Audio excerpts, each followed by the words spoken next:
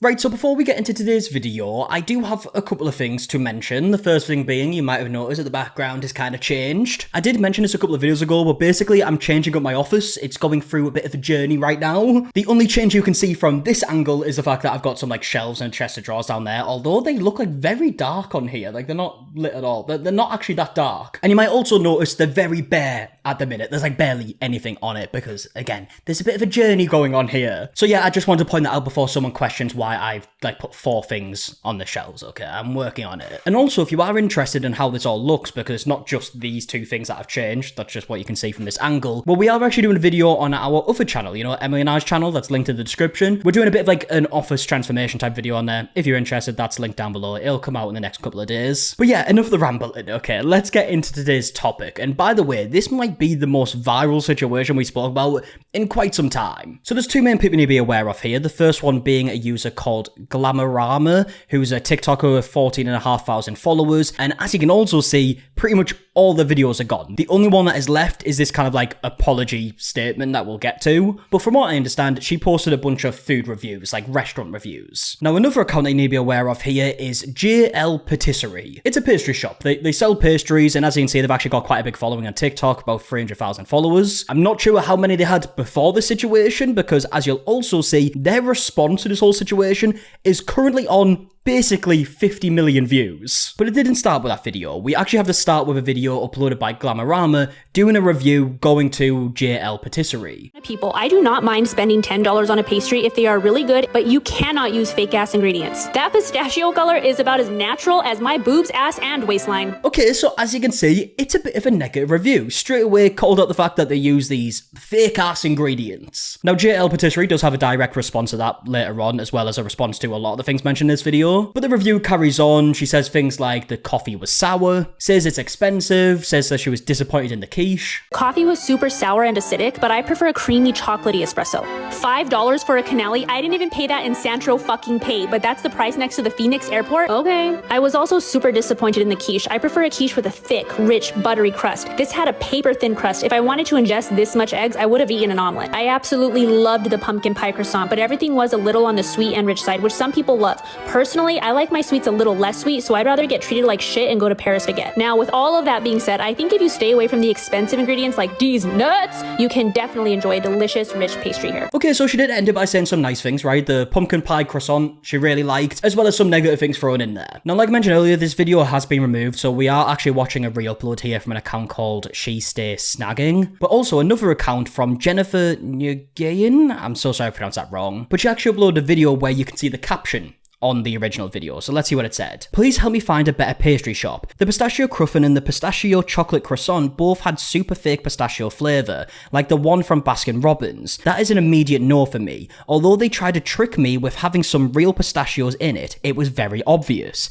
I froze a pumpkin croissant and ate it the next day, and it was still super crispy and delicious. So yeah, I mean, looking at the caption of the video, it definitely does feel like even more of a negative review, other than like the last couple of lines, but saying things like, oh, they tried tricking me by putting these real pistachios in it, but I know for a fact that they actually use these fake pistachios and they try fooling everybody. I mean, it's not exactly something you'd want people to say about your pastries, is it? Now, what makes this interesting is when JL Patisserie actually uploads a response video to this review, we find out some details that definitely seem to change a lot of people's opinions on this review. The main one being is that Glamorama actually reached out to JL Patisserie and asked to do a collab, to which JL Patisserie actually declined. So we recently had an influencer reach out to us and asked to do a collaboration, and we respectfully declined because it was not in our budget right now. Then she essentially tried to blackmail us by saying if we offered the food for free, she would then write a good review about us. I told her we'd think about it, but she still came in the next day. And although we hadn't agreed to collab with her, we recognized her when she came in, and we still were very accommodating and offered her extra drinks. Okay, so we have some messages to look through here. So the first one's from Glamorama, and it says, hello, many friends have highly recommended your pastries. They look amazing. I saw the pumpkin one on TikTok. I was hoping to come do a reel Saturday or Sunday. Would you be interested in a collab? Thank you. Now, straight away, this obviously seems very similar to a situation we spoke about quite recently with a cafe and an influencer asking to do a collab. And then when the place declined, it resulted in a negative review. But the most interesting part to me here is actually this next message that says, when it's a collab, I will still do the honest review and highlight / focus on what I enjoyed and be softer / quicker on my words with what I may not like as much.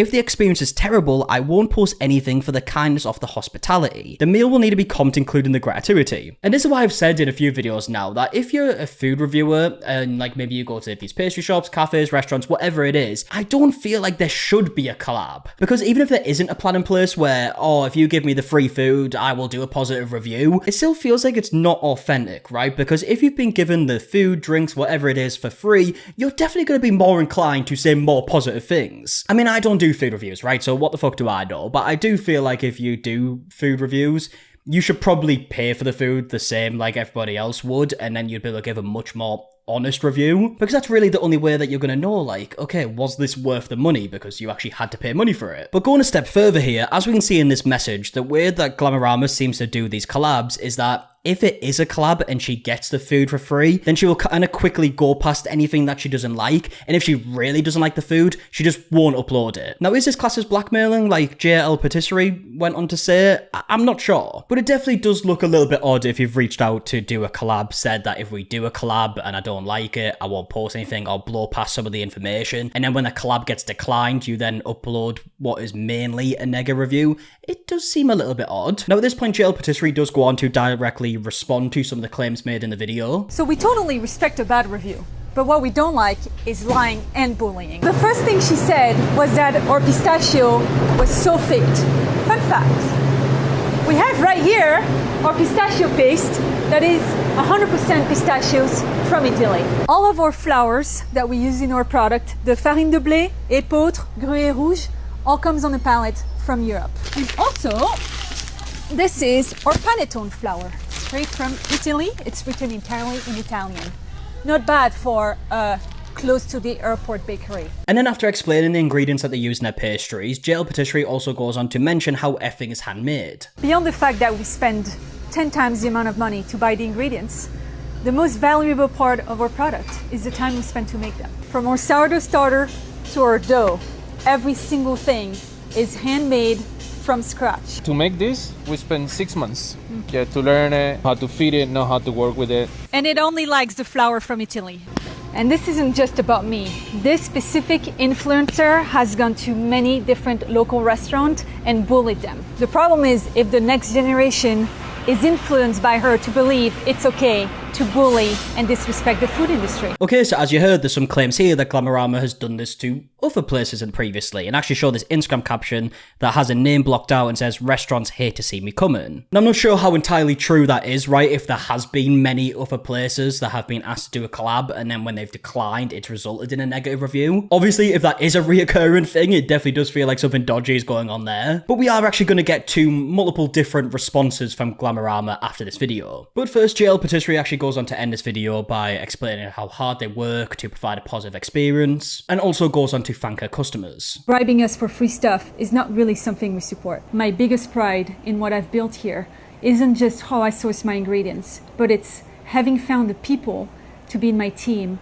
that wake up every day and that care about what we do, our processes, and that work really, really hard to do this. And most of all, thank you to our customers, sincerely, because it's thanks to you that since day one, I get to live my dream of having a bakery. And thanks to your support, I've been able to continue to be as true to my art. Okay, so like I mentioned, after JL Patisserie uploaded this video, I mean, it went viral, right? It's currently on 50 million views. It actually resulted in a couple of different responses from Glamorama. The first one being a video response where Glamorama says JL Patisserie is actually been lying and shows some receipts. God damn, someone finally stood up to me. You know what, I gotta say, fucking kudos, for real. I respect that, I do.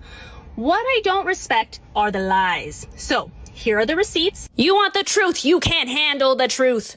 I never said that I would leave a good review for a free meal. I have never done that, and I will never do that. Now, looking at these receipts, we don't really learn anything new. We see the message that we saw earlier saying, like, would you want to do a collab? We do actually see a message from JL Patisserie saying, unfortunately, right now, we don't have any budget at all to spare, so we wouldn't be able to do a paid partnership with you. Hope you understand. Thank you. And then we go on to see this message that we saw earlier. We actually do see a bit more of the message, in fact. It says, "Hi, thank you for your response. I'm not sure if you're familiar with my page, but I do honest reviews. I do not charge for my content. When it's a collab, I will still do the honest review and highlight/focus focus on what I enjoyed and be softer / quicker on my words with what I may not like as much. If the experience is terrible, I won't post anything for the kindness of the hospitality.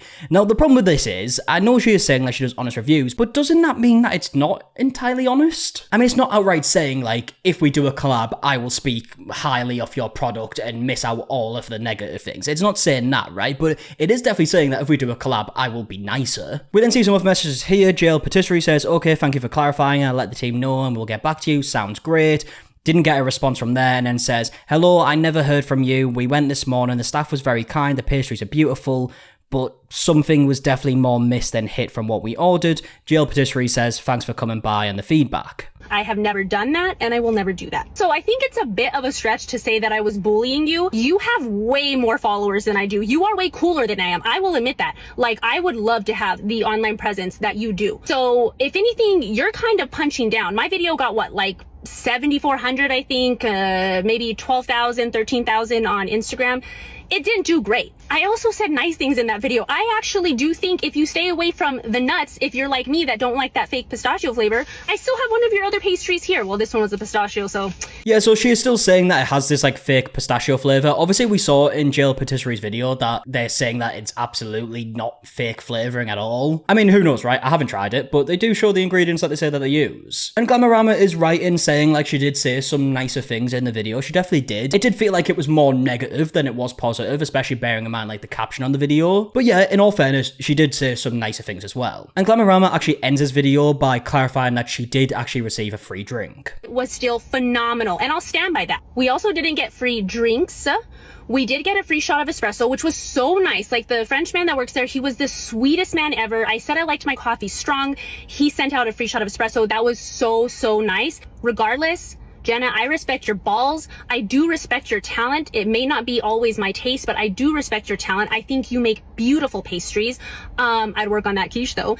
And I hope both your sides of your pillow are cold at night, and I do wish you nothing but the best. So yeah, this video was posted and then it was actually deleted, and the only video that's currently up on the Glamorama TikTok account is actually this statement right here, and it reads, hey everyone, first and foremost, I want to address the fake ass ingredients comment. When I tasted the pistachio pastry, I noticed a strong pistachio flavour that reminded me of extract or flavouring, so I assumed that's what was used to enhance the taste. Maybe it was added, maybe it wasn't, but I want to be clear, they do use real ingredients as well, and I should have been more thoughtful with my wording. I also want to clarify something really important. My review was not revenge for being turned down for collaboration. I'd already planned to visit and review the bakery regardless, paid or not, but I understand with how things unfolded. It might have looked like I did it out of spite. That's not who I am, that was never my intention. And again, this is another clear example of why I feel like if you do these food reviews, going to pastry shops, restaurants, cafes, whatever it is, there shouldn't be any collab, right? Because if you do end up getting turned down for a collab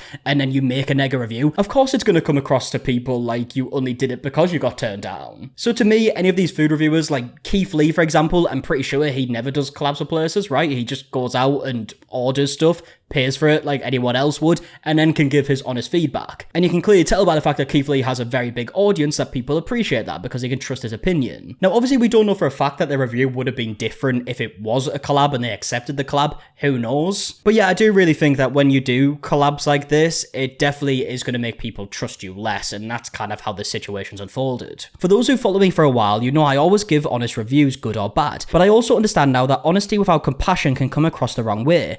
When the collaboration didn't work out, I completely respected that and went in as a regular paying customer. My goal was still to give an honest review, but I see how that message, followed by a negative video, made it seem like I only wanted free food or felt entitled, and that's not true. That was never my mindset, and I truly regret that I came across that way.